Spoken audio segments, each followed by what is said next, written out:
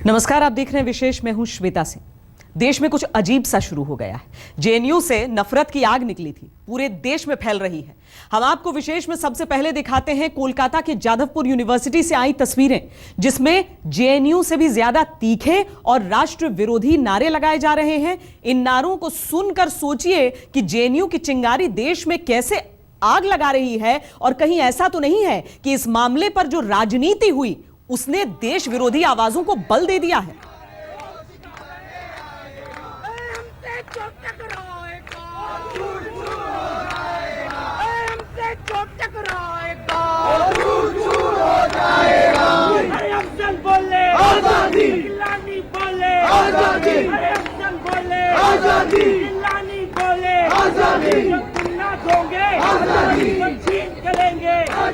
Jadavpur university के छात्र छात्रियों जो स्टूडेंट लोग हैं, वो इस मुद्दे पे ये जुलूस निकाले हैं कि जो चल रहा है सेंट्रल गवर्नमेंट की तरफ से, जो बीजेपी का कारोबार चल रहा है, उसको हम बहुत कड़वा तरीके से उसको क्रिटिक करते हैं और ये कहते हैं कि कन्हैया कुमार का रिलीज जल्द से जल्द होना चाहिए। जो स्टूडेंट्स लोग जो कमेंट किए हैं उसके सुजोग लेकर आरएसएस बीजेपी जो कर रहे हैं जनरल स्टूडेंट के ऊपर, वो हम अगेंस्ट में है, उसके विरोधिता करते हैं। और आरएसएस बीजेपी एबीवीपी का ये गुंडागिरी हम नहीं मानते हैं। शर्मनाक है इन छात्रों की समझ। गुस्सा अगर आरएसएस और बीजेपी पर है तो देश के खिलाफ नारे क्यों?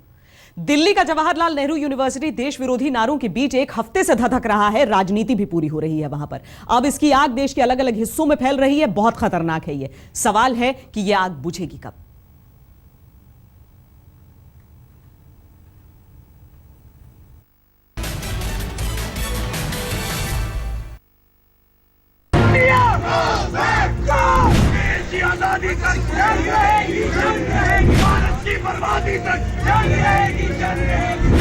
एक हफ्ते बाद इस नारे से निकली चिंगारी नफरत की एक भीषण आग में तब्दील हो चुकी है। हिंदुस्तान की संसद पर जिसने हमला किया, उसकी फांसी की सजा पर मचा बवाल इतना बड़ा हो गया है कि जेएनयू की फिजा को जहन्नुम में तब्दील कर दिया।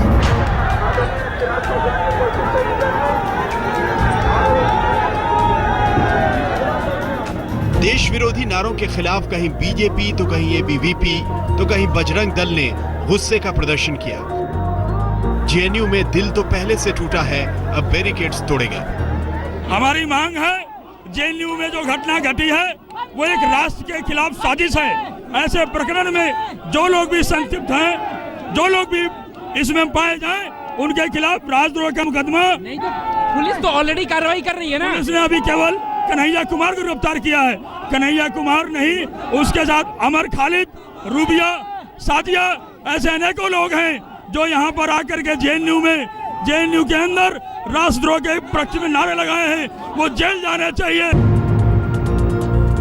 उधर जेएनयू छात्र संघ अध्यक्ष कन्हैया कुमार की रिहाई को लेकर शिक्षक संघ ने वीसी दफ्तर तक मार्च किया। मार्च में शांति थी, लेकिन लबों पर आक्रोश। पुलिस बिना वजह से पहली बार हो रहा है ऐसे इमरजेंसी की बात जो जेएनयू में आ रही है। ये हमारा माहौल नहीं है, ये हमारे तरीके नहीं हैं। There are many issues. हमारे यहाँ स्ट्राइक्स बहुत होती हैं, स्टूडेंट्स बहुत मुद्दे उठाते हैं और इन सब पर डिबेट और डिस्कशन होता है, और यही होना चाहिए। जेएनयू में पसरी खामोशी तोड़ रही है शिक्षकों के कदमों की आहट। मौन मार्च पर निकले शिक्षक सड़क पर इसलिए उतरे हैं कि प्रशासन को और सरकार को ये बताया जा सके कि जो कुछ जेएनयू में हो रहा है और जो हुआ है वो कतई लोकतांत्रिक नहीं है।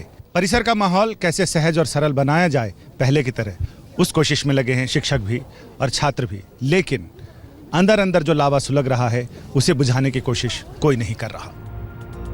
बात सिर्फ उस यूनिवर्सिटी तक सीमित नहीं है जिसे देश के पहले प्रधानमंत्री जवाहरलाल नेहरू के नाम पर उनके निधन के 3 साल बाद बनाया गया था, बल्कि देशभक्ति बनाम देशद्रोह का विवाद यूनिवर्सिटी से निकलकर देश की राजधानी दिल्ली ही नहीं बल्कि देश के अलग अलग हिस्सों में फैल चुका है।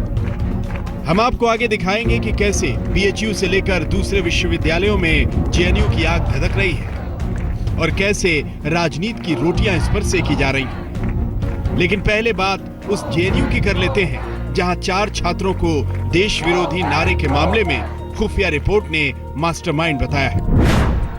खुफिया एजेंसियों को सीपीआई माओवादी से जुड़े डेमोक्रेटिक स्टूडेंट यूनियन के 4 सदस्यों पर इस पूरे आयोजन का जिम्मेदार होने का शक है। ये छात्र हैं उमर खालिद, अनिर्बल भट्टाचार्य, रियाजुल हक और रुबीना सैफी। इन सब के बीच जेएनयू प्रशासन ये कहकर सामने आया है कि 9 फरवरी को जो राष्ट्र विरोधी तस्वीरें सामने आई हैं, उन्हें विश्वविद्यालय प्रशासन ने ही रिकॉर्ड कराया था। बिल्कुल, जब हमको ये पता चला, हमने अपने सिक्योरिटी ऑफिसर से कहा आप अपनी वीडियो फुटेज ले लेंगे, अपने ऑडिट फुटेज ले लेंगे, अपने जो हमारे संतरी उनको चारों तरफ रखेंगे और उसी के आधार पे हमने अपनी फुटेज जो दी वो अपने इंक्वायरी ऑफिसर को दे दी और हम बाहर की किसी मीडिया फुटेज पे डिपेंड नहीं कर रहे। कौन देशद्रोही है ये बताना कानून का काम है, लेकिन आज दिल्ली का मंजर ये हो गया है कि सड़क पर खड़े लोग कानून का डंडा अपने हाथों में लेकर चल रहे हैं। बालकृष्ण के साथ संजय शर्मा, दिल्ली आज तक।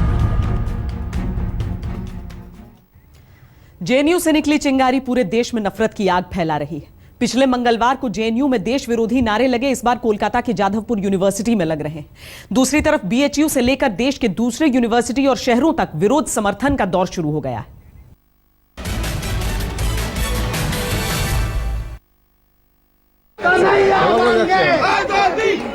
जेएनयू मांगे आजादी, जाधवपुर मांगे आजादी, इस मोदी से आजादी, आरएसएस से आजादी, जब कश्मीर ने मांगा आजादी, मणिपुर भी बोली आजादी, इस आरएसएस से आजादी, मोदी सरकार से।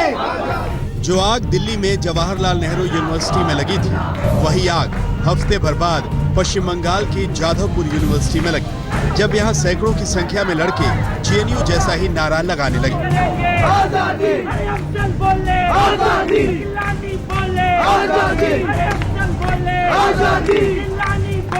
आजादी। सवाल ये है कि क्या जाधवपुर दूसरा जेएनयू बनने जा रहा है? इसके साथ ही ये भी सवाल है कि जेएनयू जैसा माहौल और कहां-कहां बन रहा है।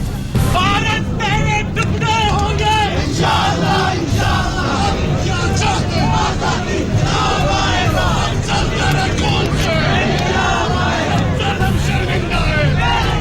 दरअसल जेएनयू में ही राष्ट्र विरोधी नारों से ऐसी चिंगारी निकली कि हफ्ते भर में देश के अलग अलग हिस्सों में विरोध की आग धधक उठी। वाराणसी के काशी हिंदू विश्वविद्यालय में आतंकवाद की शव यात्रा निकली और उसका क्रियाक्रम भी किया गया। आखिर क्या कारण था कि जब अफजल गुरु को फांसी हुई हमारा देश चुप था, और आज इतने सालों के बाद जेएनयू में जो छात्र जो विश्वविद्यालय पूरे विश्व में जाना चाहते हैं अपनी संस्कृति और अपनी गरिमा के लिए, आज वहाँ पे अफजल गुरु के में नारे लगाए जाते हैं, तो हम कैसे चुप रहेंगे? लेकिन शिक्षक कह रहे हैं कि कार्रवाई करें मगर संभल कर। ये तो नहीं कोई कह सकता है, लेकिन कहीं न कहीं असंतोष है और इस असंतोष की अभिव्यक्ति हो रही है। अब वो असंतोष जायज है कि नाजायज है, ये तो वक्त ही बताएगा और एविडेंस से जब सामने आएंगी। उधर कानपुर में बीजेपी युवा मोर्चा का गुस्सा राजनीति की शक्ल में निकला। वो चाहते हैं कि राहुल गांधी से लेकर सीताराम येचुरी तक पर केस हो। किस धारा में ये पुलिस भी समझ नहीं पाई। राष्ट्र विरोधी छात्रों ने जो नारे लगाए हैं, उनके समर्थन में जो राजनेता राहुल गांधी, केसी त्यागी, डी राजा, बाकन जैसे राष्ट्रद्रोही नेता जो इनका समर्थन करने गए, उनके खिलाफ भारतीय जनता युवा मोर्चा आज मुकदमा लिखाने आया है। अगर यहाँ मुकदमा नहीं लिखा गया तो हम हाई कोर्ट जाएंगे, सुप्रीम कोर्ट जाएंगे। लेकिन बिहार में सड़कों पर विरोध उस कन्हैया कुमार के पक्ष में शुरू हो गया जिसे देशद्रोही कहा जा रहा है। पटना में एआईएसएफ और एआईडीएसओ के कार्यकर्ताओं ने कन्हैया की रिहाई के लिए आवाज बुलंद की। विरोध किया गया, भारत की आजादी तक जंग चलेगी, ऐसे नारे लगाए गए, जिसका कि अखिल भारतीय विद्यार्थी परिषद पुरजोर विरोध करती है। उसी के समर्थन में राहुल गांधी ने जिस तरीके से देशद्रोहियों का समर्थन किया, अखिल भारतीय विद्यार्थी परिषद ने कांग्रेस उपाध्यक्ष राहुल गांधी के खिलाफ तहरीर दी है।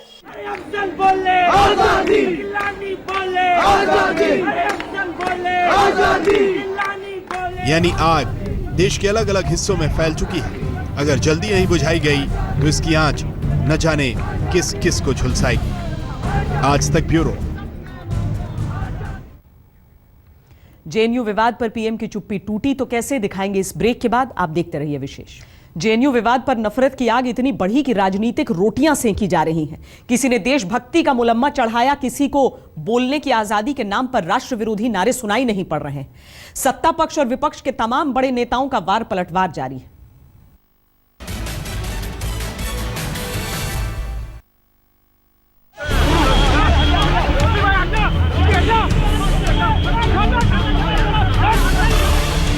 सोमवार को दिल्ली में बीजेपी विधायक ओपी शर्मा की देशभक्ति ऐसी जागी कि सीपीआई के एक कैडर को लात घूंसों से पीटना शुरू कर दिया। उस पर से तुर्रा ये है कि बंदूक नहीं थी, नहीं तो गोली मार देते। आपको मारेगा भी, भारत माता को गाली भी देगा, और फिर क्या उसकी आरती उतारी है, क्या करे? तो हाथ पैर चलना है, ठीक है। नहीं, सिर्फ दिक्कत क्या है, जब कोई मार रहा है, गाली दे रहा है, भारत माता को गाली दे रहा है, मुझे गाली दे रहा है, तो क्या करे? नहीं तो बंदूक उठाना ठीक है, क्या करें? क्या नहीं, आप बताइए ना, क्या करें? आपके हिसाब से बंदूक उठा के ऐसे किसी को मारना ठीक है? अरे अब उस वक्त गुस्सा था, बात हो गई, खत्म हो गई बात जेएनयू से निकली है, जिसे प्रगतिशील शिक्षा का केंद्र माना जाता है। ये उस नेहरू के नाम पर बना है जिसकी देशभक्ति और लोकतंत्र में भरोसे पर कोई दुश्मन भी उंगली नहीं उठा सकता। लेकिन इसी जेएनयू में देश विरोधी नारे लगे तो आरएसएस से लेकर बीजेपी तक जेएनयू को ही राष्ट्र विरोधी बता रहे हैं। लेफ्ट पार्टियां ही नहीं बल्कि समूचा विपक्ष मान रहा है कि जेएनयू छात्र संघ अध्यक्ष की गिरफ्तारी से लेकर पूरे विवाद पर सरकार का रुख लोकतांत्रिक नहीं है। यूनिवर्सिटीज में, कॉलेजेस में आरएसएस के वाइस चांसलर्स बैठाए जा रहे हैं। हर कॉलेज में आरएसएस का वाइस चांसलर बैठाया जा रहा है, और जो स्टूडेंट्स का एक्सप्रेशन है, जो उनके दिल की बात वो बोलना चाहते हैं, उसको दबाया जा रहा है। They are suppressing the voice of Indian students, whether it is in Delhi, in Hyderabad, in Lucknow, in all the universities across the country. And we will not accept this, we will fight this. मुझे क्या सरकार कोई और नौबत नहीं छोड़ रही है हम पे।